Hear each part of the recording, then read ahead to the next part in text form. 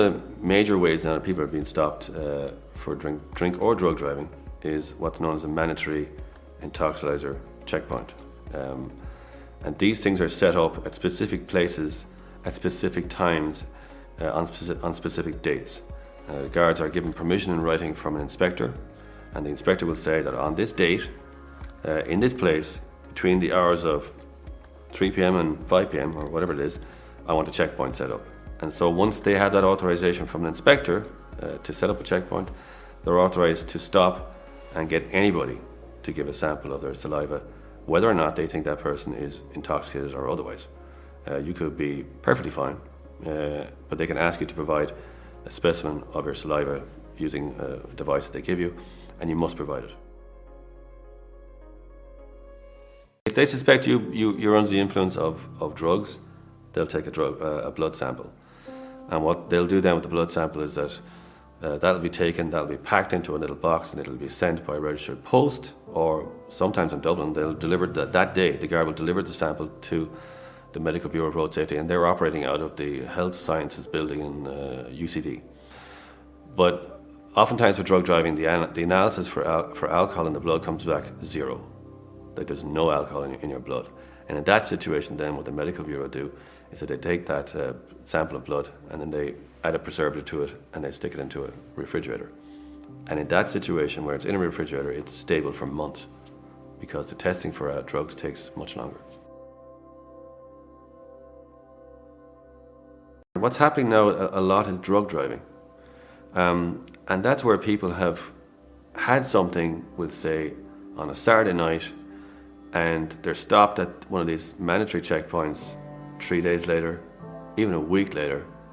They have to give a sample of the saliva. The saliva is then put into a machine which tests for up to 8 or 9 different drugs, cannabis, benzodiazepines, amphetamines, methamphetamines, ketamine, all that sort of stuff, and cocaine.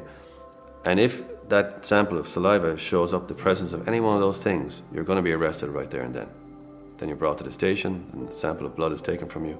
And if it subsequently shows up in the analysis from the Medical Bureau of Road Safety, you could be facing a year off the road.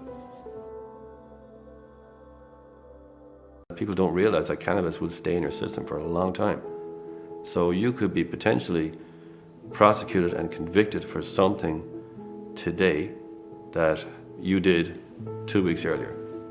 And it's not acting on your system in any bad way. You're not obviously intoxicated. You were at the time, but not 2 weeks later. But you could be put off the road for that thing. So you could smoke a joint on a Saturday night and the following Thursday? Yes.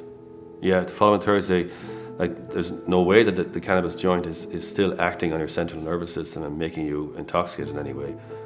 You're fine at some point the next day or the day after that. You're perfectly, you have all the outward appearances of being sober.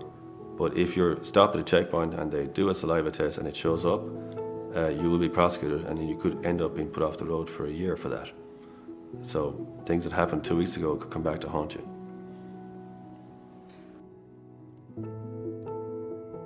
What are the punishments for drug driving?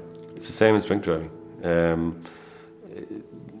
The limits are set. You're allowed to have a kind of minute amount of substances in your system, but it's set at such a low level.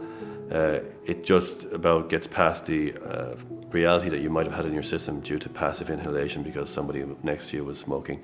So there is a level, but once you exceed that level, then it's a straightforward 12-month ban.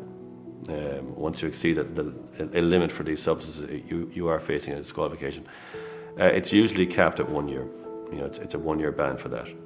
Drink driving is kind of graded depending on levels, but in drug driving at the moment, it's 12 months.